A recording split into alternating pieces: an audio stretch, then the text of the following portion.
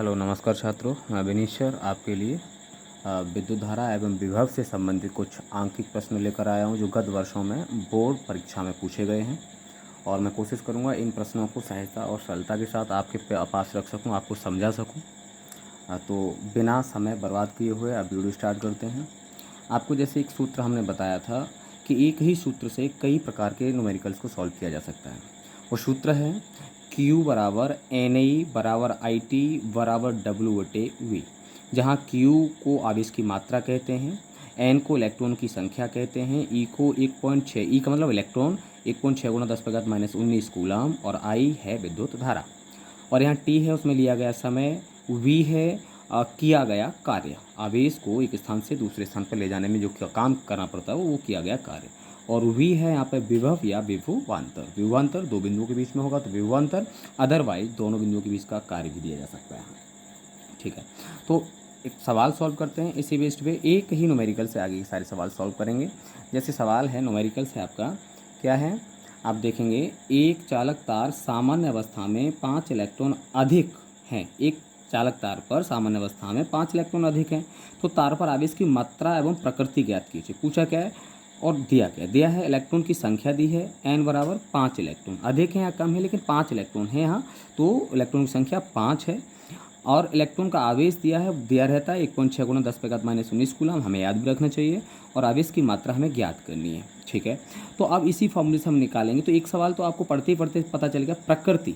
प्रकृति का मतलब आप ये बताइए कि वो किस प्रकार, तो 5 इलेक्ट्रॉन अधिक हैं, तो किसी पर 5 इलेक्ट्रॉन अगर अधिक होंगे तो उसका वैल्यू जो होगा, किसी पदार्थ पर इलेक्ट्रॉन अधिक होते हैं तो इसका मतलब है उस पर ऋणावेश होता है, और अगर कहीं इलेक्ट्रॉन कम होते हैं तो कम होने का मतलब है कि वह धनावेशित हो चुका है। ठीक है, तो अब Q बराबर ज्ञात करना है, तो सीधा हम अपने मूल फॉर्मूले पे जाते हैं। यहाँ से पता चलता है Q बराबर NE, यहाँ से निकल आता है, तो सीधा रखिए Q बराबर NE को रखिए। तो देखो Q बराबर NE, अब आपको Q ज्ञात करना है। ठीक है, N आपका दिया है 5 इलेक्ट्रॉन है, और E आपका दिया है 1.6 गुणा 10⁻⁻19 कूलम। ठीक है, आगे सॉल्व करेंगे तो 16 पंजे 80, 8.0 गुणा 10⁻⁻19 कूलम, ये आपका कुल आवेश हो जाएगा। इस तरीके से यहाँ निकाल लिया।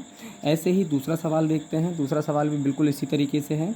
एक चालक तार 9.6 गुणा 10⁻⁻19 कूलम धनावेश है। एक चालक तार पर कितना आवेश है, इतना आवेश, यानी Q है, ये आवेश की मात्रा है।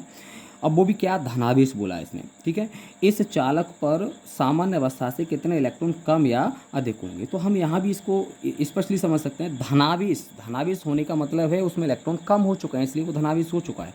तो सीधी सी बात है, इलेक्ट्रॉन अधिक नहीं होंगे, क्या होंगे, कम ही होंगे। तो अब यहाँ n पूछा है, यानी क्या पूछा है, इलेक्ट्रॉन कम होंगे या ज़्यादा होंगे और कितने होंगे, वह उस चालक पर सामान्य अवस्था में कितने, हाउ मैनी इलेक्ट्रॉन्स, यानी कितने। तब किस फॉर्मूले से निकालेंगे आप, वही Q बराबर NE, और पूछा क्या है, N पूछा है, इसलिए N बराबर Q/E निकाल लेंगे। Q कितना दिया आपका 9.6 इंटू 10⁻⁻19 कूलम बटे 1.6 गुणा 10⁻⁻19 कूलम।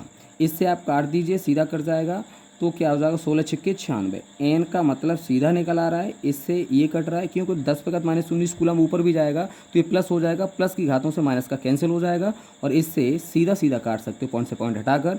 16 छक्के 96, यानी इलेक्ट्रॉन कितने निकल रहे हैं, आप समझ रहे हैं, इलेक्ट्रॉन जो आपके हैं वो कितने निकल रहे हैं, 6 इलेक्ट्रॉन इसमें हुए।